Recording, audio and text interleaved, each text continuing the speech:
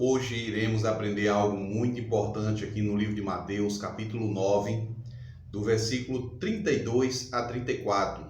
Aqui iremos ver a história da cura de um mudo endemoniado e a blasfêmia dos escribas e fariseus contra a pessoa de Jesus. E lemos: ao retirarem-se eles, foi trazido um mudo endemoniado, e expelindo o demônio, falou o mudo. E as multidões admiravam, dizendo: jamais se viu tal coisa em Israel. Nunca eles tinham visto isso. Mas os fariseus murmuravam: pelo maioral dos demônios é que expele demônios. Meus queridos, naquela época havia muita confusão também religiosa.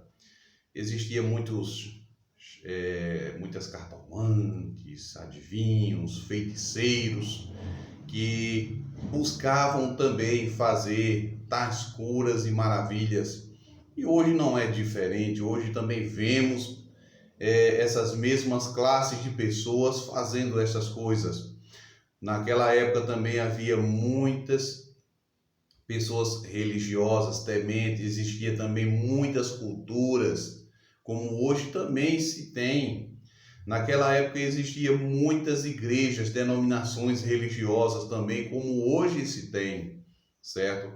Hoje só mudou o que? Diferente daquela época para hoje? Só os personagens. As coisas são as mesmas. Os problemas são os mesmos. Jesus estava presente. A única diferença que havia daquele tempo para hoje é que Jesus estava andando pessoalmente no meio do seu povo e eles rejeitaram. A diferença aqui também é que os líderes religiosos, eles conheciam bem as Escrituras, onde hoje a gente vê uma confusão religiosa em nosso meio. Jesus fez um belo prodígio nesse momento. Expulsou um demônio que estava exatamente aprisionando a vida de um filho seu. E aqui houve a murmuração dos líderes religiosos em dizer: esse aí está expelindo, mas está expelindo pelo líder dos demônios. Quem é o líder do demônio, gente? Satanás. Então ele estava aqui agora dizendo que Jesus era liderado pelo líder dos demônios, Satanás. Quantas pessoas hoje, por meio de não estudar a Bíblia, João 5,39 diz: examinai as Escrituras, porque julgais ter nela a vida eterna, e são elas mesmas que testificam de mim, de Jesus. Muitos hoje estão também a criticar, zombar. Meus queridos, a Bíblia, em ponto algum que ela diz que deve se seguir, vem ser extraviado no passado tempo, não. Jesus não veio causar confusão na mente dos seus filhos, porque o Antigo Testamento fala do que deve se seguir e o Novo Testamento só mostra a conclusão. Muitos, quando se trata de leis de mandamento, por falta de um estudo mais profundo da Bíblia, apresentam outros textos bíblicos que diz que está anulando aquela outra história. Não é assim, meus queridos. Estudem perfeitamente a Bíblia. Quando você vê algo que é ligado ao cerimonialismo, a Bíblia, o Antigo Testamento, tem vários e vários textos falando sobre os rituais cerimoniais que existiam no templo do Antigo Testamento. No Novo Testamento, o mesmo ritual se seguia ainda, sendo que teve uma parte em particular que se tornou diferenciada das outras, que foi exatamente a pessoa de Cristo Jesus, que era o próprio Cordeiro de Deus que iria tirar o pecado do mundo.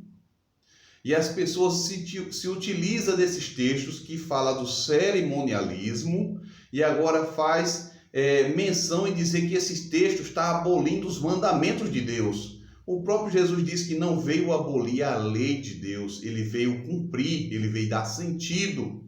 Então, meus queridos, se utilize de se tornar um servo do Senhor e não as pessoas que estão contra. Lembra da história do apóstolo Paulo, onde ele perseguia o povo de Deus? Quando se persegue o povo de Deus, está perseguindo o próprio Deus. Que no momento em que Jesus chega até o apóstolo Paulo, que fala: Paulo, Paulo, por que me persegues? E ele diz: Senhor, quem és tu? Ele diz: eu sou o Cristo a quem tu persegues. Meus queridos, estudem mais a fundo a Bíblia. A Bíblia, em ponto algum, ela se contradiz. A Bíblia é o livro mais perfeito e, acima de tudo, ele é o nosso guia, mapa, aio, bússola que nos conduz a Cristo Jesus. Que Deus te abençoe e que você possa estar cada dia conectado com esse Deus maravilhoso, porque Ele é o Deus dos milagres, é o Deus do impossível e Ele está no controle de todas as coisas, independente se nós iremos sofrer ou não aqui neste mundo. Mas, acima de tudo, temos que estar conectados, abraçados, agarrados com esse Jesus. Acima de tudo, meus queridos, Ele irá voltar e pôr um fim em toda esta existência de sofrimento.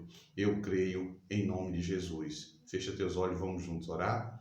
Deus amado e querido, obrigado porque o Senhor está conosco, está no controle de todas as coisas e que possamos estar sempre buscando fazer a Tua vontade, ó Pai. Abençoe a cada filho Teu que está te ouvindo nesta manhã, em nome de Jesus. Amém.